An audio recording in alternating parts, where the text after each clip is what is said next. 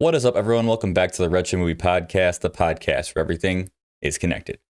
I'm your host, Jacob Thompson, and joining me is my co-host, friend, and the person most likely to tell his coworker they can't afford an expensive lunch, so get something cheap, but then a cute lady comes and he gets the deluxe sushi set.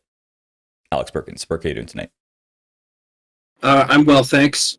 At work, we don't get to choose. We have specific days when we get specific restaurants. So I can get her like the nicest pizza at Devani's, but Ooh. it's still gonna be Devani's. Yeah. Speaking of Devani's, you ever have their sandwiches? Their hot hoagies are pretty good. I have. They're pretty good.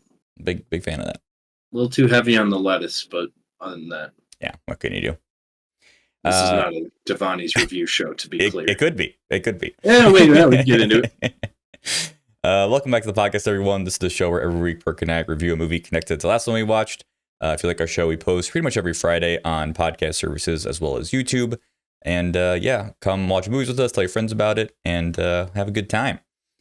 Last week, we watched the movie A Taxi Driver, and our connection to this week's movie is the actor Seo Hyun-woo, who just played like a security officer in A Taxi Driver, but in this film he plays Slappy, who is kind of an important side character.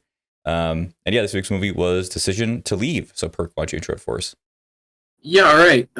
So Decision to Leave is a 2022 joint directed by Park Chan-wook, starring Park Hae-il and Tang Wei.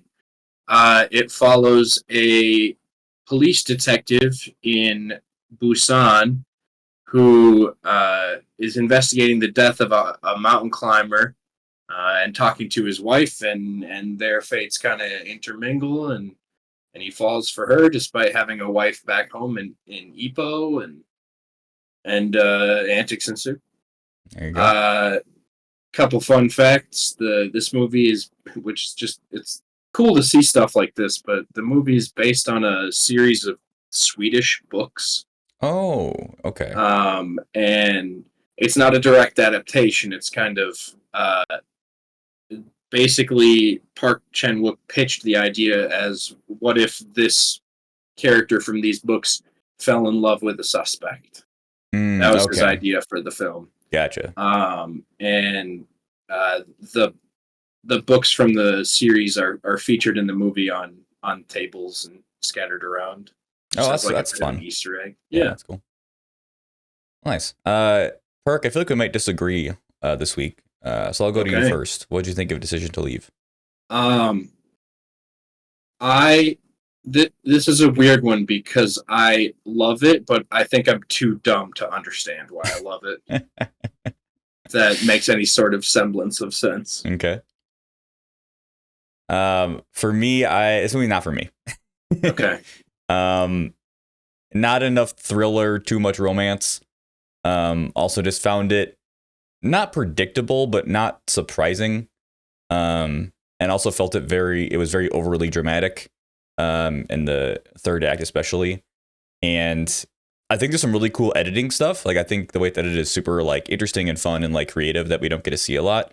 But overall, like, yeah, nothing really surprised me in this film, and it just wasn't. I don't know.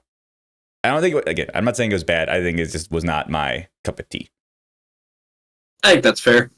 It's certainly it's an odd story. Mm-hmm. You're right. It's like it's almost like a noir type detective movie, but mixed in with a romantic, like a K-drama. Which is like, I don't know about that. But I can see where you're coming from. I think at a minimum, I think we're in agreement. I think this movie is kind of a technical marvel. Yeah. I think all the bells and whistles are nice and shiny. I think the directing is great. The editing is fantastic. There are a lot of really cool edits. Some interwoven scenes, which we can talk about a little bit. But and for me, I think it's interesting how often I say this, but I think the strongest point of the movie for me was the score. And the way it feels like a bit of a modernized noir type score. With some, slow and sad horns and some oboe in there mixed in. And but it has a modernistic type vibe and some cool percussive elements that feel kind of jarring purposefully. Mm. As well as I think the acting is terrific, but I can see where you're coming from. It's definitely long. It's very It has long. it has a lot of romance, which if you're not compelled by that, it can certainly take you out of it. Well, it's hard to be compelled by it when the dude has a wife that's like a good wife, you know? It's like, you know, it's hard for me to root for this romance of this couple, and it's like you're cheating on your wife, you know? And also, like, I don't trust what's her name? Song Soo-rae for a second in this movie, you know?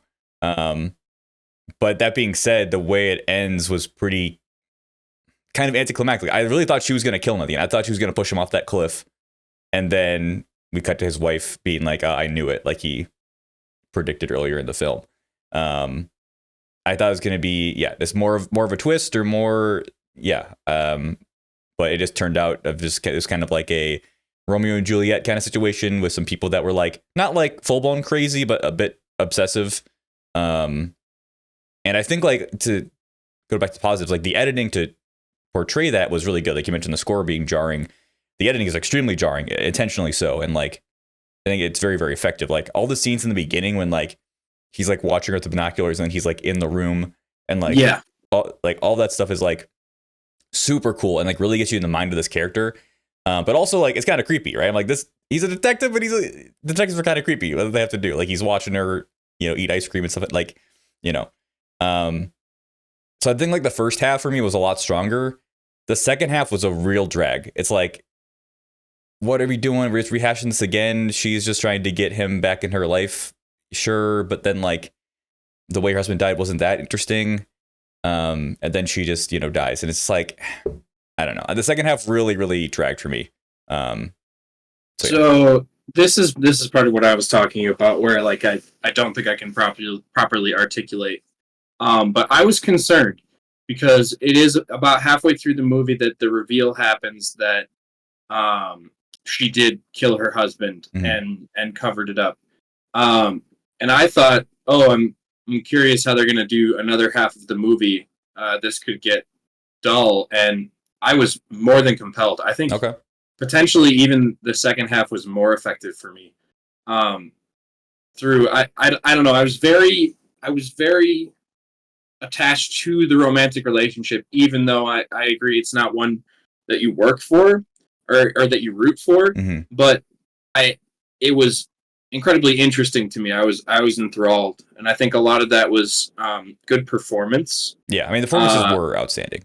Yeah, I think we're certainly in agreement there. I think that at least with the two leads were really, really outstanding. Yeah. And I don't know, they may have gotten some recognition. This kind of stuff usually doesn't get recognition. I saw it won some BAFTAs. I didn't see what for. Okay. But. This dodged the international Oscar nomination. In defense of that, this was a very strong field for that. And one of the movies that did get in was EO, the Polish donkey movie that I absolutely loved. So if that gets in over this, that's a trade I'm willing to take. But surprisingly enough, I think the back half of the movie and how it kind of focuses way more heavily on their relationship, it really worked for me. And I'm not a big like romance guru, and it's definitely a little soapy, but I think part of just the way it's put out there, the way the movie is presented, it really helped carry that for me. Yeah, I think it's again just a personal preference thing. You mentioned briefly, it becomes a bit too soapy for my taste at the end there, and I think one thing that I didn't like about the directing was some of the camera movements were very overly dramatic in my opinion, especially in the second half. Like it's very like sweeping shots and like, oh, this is so like, you know, and I'm just like, this is a bit too much for me. I was also pretty jarred by when we get the time skip.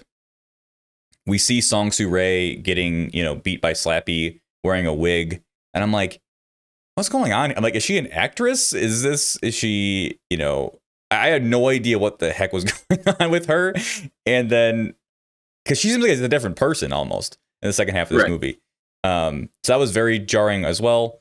So it took me a while to kind of get to speed there, but yeah, like, and not to, I said, like, I wasn't rooting for their relationship because, again, like, yeah, I don't trust her and he's cheating on his wife.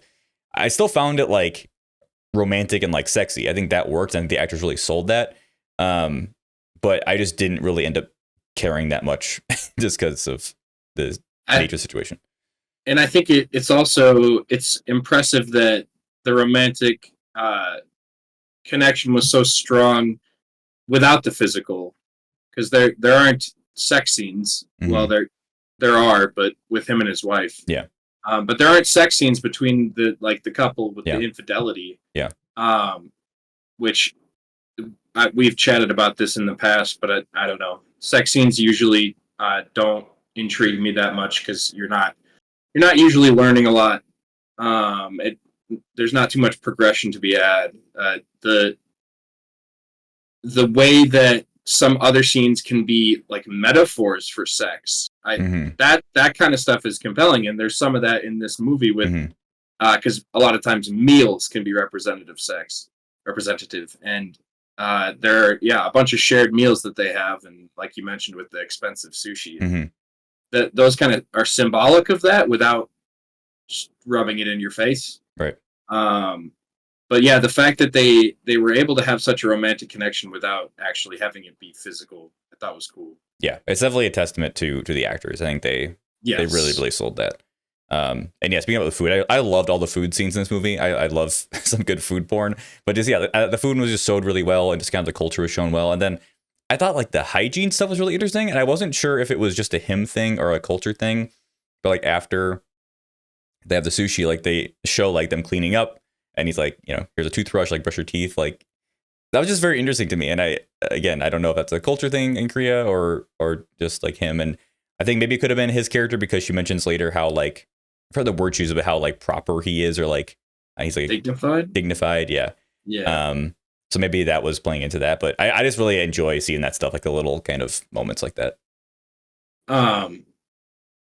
Yeah, there are a lot of moments. This is just something I really like to see in anything, but there are a lot of moments in this movie, like stuff like that, when you're talking about how they emphasize hygiene, and there are tons of parts of this movie where, to risk my zoomer showing, I was watching, I'm like, he's cooking here. Like the director wants me to notice something. There's something here he wants me to pick apart. There were a bunch of scenes, like the way that the scene is shot with them on top of the mountain in the snow, the way her headlamp is kind of accentuated, almost looks like a lighthouse. And I'm like, what? I must dig. There's something. I agree. I'm like, that whole scene. I'm like, there's something thematically with her. I think it was just up to obscure her because it was like a dangerous situation. Sure. So she could push him off right now, maybe. Or like, there's a very short scene where he and his wife are just like, I don't know what the right word is, but like shelling pomegranates, and I'm like, something is happening here. There's something for me to find, and I really like when a lot of threads are left to pull on, even if I'm haven't thought hard enough to figure out what's going on. Sure. Yeah. There's a lot of cool stuff in this movie. I just think, on the whole, not my genre, but I think that's fair. It's like what we're talking about with Parasite. It's like, I'm not trying to call this a bad movie. No, it's not what I need right now. It's not like you're just averse to the like genre of romance. I think didn't we both like In the Mood for Love? Oh yeah, That movie is only romance. So and also only infidelity, but it's definitely a different relationship. So I'm trying to say that your opinion has good standing. Yeah, I will say I was surprised because I had forgotten and then remembered after I looked on IMDb, like, this is the same director as Old Boy. Yeah, and I'm like, man, these are very different movies. Because I mentioned the podcast, like, Old Boy is like one of my favorite villains of all time, and in this movie, it's like, like the characters are like strong and well developed, but it's not as likable. or not as like, I don't know. I just couldn't connect with him as much. I just didn't care as much. I don't know. It's hard to express well, exactly. it can definitely be tough to empathize. If you've never cheated on a loved one or that murdered your partner. Well, So not even that. Maybe just like, I mean, I haven't experienced the kind of connection that sure. Jang Hae-jun and Song Soo-rae, experienced this movie. Maybe if you have, then you would kind of get it more. Yeah, I was expecting more of kind of a bang at the end, and it's more of a, not a whimper, but it's a quieter thing, Sure. and it like the cleverness of her, killing herself is very like, I don't know, cool is the wrong. It's very clever. Like I would not think of it as a way to like kind of hide yourself, and him kind of running around at the end, but some of those shots of him running around the beach was also very like K-drama, and I'm just like, this feels almost unserious. Like it's. They're really pretty shots, though. Yeah, they are pretty. The cinematography in this movie's great. Yeah, I like the ending quite a bit. Once again, there's a dichotomy in this movie between the mountains and the sea, and they're together at the top of the mountain, but it can never be. And so she makes her way back to the sea, as she says she's a woman of the sea, and that's how she goes out. There's cool symbolism in here. I need to figure out what it is. You need to go back with a fine-tooth comb. Yeah. Yeah, as far as recommendations, I had forgotten about In the Mood for Love. I think that's a great shout. I'll ask you because I haven't seen it, but Past Lives, would that be a good one, or am I stretching on that one? No, but also go see Past Lives.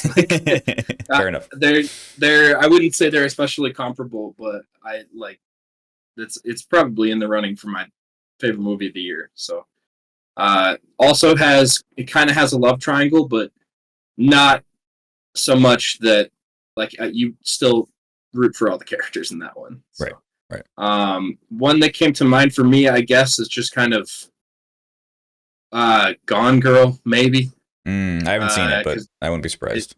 Basically, it covers like a toxic relationship and the fallout, and a woman who does what she needs to do to save herself, basically. So, some thematic similarities, although that's a different movie in tone for sure. Yeah, it's less romance, more thriller. So right.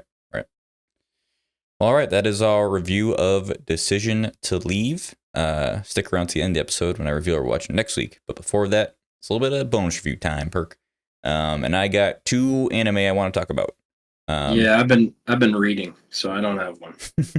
I'll probably review a book whenever I finish it. I'd be down to hear that. First anime I'll talk about is Hajime no Ippo. I think I might have mentioned this before, maybe. This is an older boxing anime from the 90s. And I finished it recently. It's like 75 episodes long. I absolutely love this. Sports anime is, kind of a dime a dozen. So it can get kind of samey, but I think what sets this one apart so well is, one, just seeing like the technicality of boxing, which like I know kind of about from watching like boxing movies, but seeing like, okay, you're going to fight against this dude. This is what his moves are. What's our strategy to counter that? We're going to train in this way. That's really fun and interesting. And I think boxing is a very interesting sport. But beyond that, I was just surprised at how good the pacing in this show is. Like, it is just, I think older anime, I'm going to say older, just anime in general can have an issue with pacing a lot of times. But this is just like, it's very snappy. It's like, then a fight is announced, we're training for the fight, then we're in the fight, and then we have maybe like an episode after of just kind of relaxing filler, and then we're back. And it's just that cycle over and over again. But it remains interesting because there's always a new challenge, and it just always moves at such a clip that you're just really invested. So yeah, I think I would recommend it to any sports fan or boxing fan, or if you like sports anime. This is a great one. The only like knock I have for it is like it is older, so there's some like toxic masculinity jokes that just haven't aged well. But thankfully you can kind of ignore that because it's just on the side. Like none of that's happening like in the main action of it. So yeah, I absolutely loved it. I'm going to try to watch. There's like a movie after, and there's like some other sequel series, but they're not accessible right now. So hopefully I can watch them at some point. But yeah, really, really loved Hajime no Ippo. Would recommend. The other thing that happened, Perk, I don't know if you heard, but Attack on Titan is finally over. After I did. I heard it ended, right? Was Yeah. that this weekend? Yeah, it was this weekend. After 10 years, it ended. And it's so hard to talk about because there's 4 seasons. The first 3 are just immaculate, in my opinion. Just absolutely perfect. Such an interesting mystery and characters and like themes and all that. Season 4 is so muddy. There's a time skip. There's new characters. We're in a new location. There's a lot going on. But the series is about the cycle of violence and the cycle of hate between groups, and a group hurting another, and then them responding in retaliation, and back and forth, back and forth. And I was very curious to see how they would end it, and I'm not super happy with it. Like, I don't know. I think I need to watch some YouTube videos of people smarter than myself breaking down, what happened there. And it's hard to talk about without spoiling it, so I'll try to be brief here. But like, it ends up being very hopeless and kind of cynical, which may be more realistic, but I think it's just not what we need right now. And also just kind of at that point, it's like, well, what's the point of the story then, if that's going to be kind of the takeaway? The other thing is that the main character, how they are, what their arcs end up being and what they end up doing, I don't think they deserved the ending they got. I think it was a bit too light. So yeah, it's a weird series to talk about, and I think I'd probably still recommend it. But yeah, I just don't think the ending was everything it could have been. Like I said, it just becomes very, very dark and very hopeless, which is, not always the best. So yeah, that's a bummer. It's always tough when you'd almost rather that a show have like 3 mid seasons in the middle than not stick the landing. Yeah, I would agree. I know, like, on me personally, like, my opinion of a show is very much influenced by the ending. Like, if it ends badly, it's gonna like not ruin the entire show, but become close, right? Well, yeah, because all that work was up to this, Right. Right. Yeah. And I'm a big themes guy, and it's like, if I feel like the themes become inconsistent or just, I don't know, unsatisfying, it's like, again, what was the point of telling the story? Like, what message were you trying to tell with this? Because it's very clearly like inspired by like the Holocaust and historical events and stuff. So yeah, I just don't think it was fully all what it needed to be at the end there. So, bit unfortunate, but that's just my opinion. Other people might have different takes. I haven't looked into it, but it seems like they might have changed the ending a bit from the manga to the anime. I am not 100% sure on that, so maybe there's some stuff there that is better on one of the two sides. But yeah, in any case, the saga is over. Attack on Titan has ended, and it will go down as one of the best series in history, I think. But I think with a bit an asterisk at the end there. So that is bonus reviews. Next week, we're doing a little bit of a cheat. And, I'm sorry, but we should have watched Decision to Leave before A Taxi Driver. All right, then there wouldn't have been any problems. But it's not cheating. There's still a connection. There's still connection. Just a little bit of a hop, skip, and a jump. We've done worse. we have done worse. So we're gonna watch Train to Busan, which I'm very excited about. It's another very popular Korean film. Our connection is Park Hae-il, who plays the detective in this movie. He was in a movie called Skeletons in the Closet, which also featured the actress Jung Yoo-mi, who was in Train to Busan. So just using kind of one movie as a little jumping off point. It's a lily pad to bounce on. Yeah. So Train to Busan next week. You got a lot of options. It's on Prime. It's on Peacock. It's on Paramount. It's on Tubi. It's on Freevee. You should be able to watch this movie, even free with ads. So, yeah, we'll be doing that. And until then, thanks for watching. Bye. Bye-bye.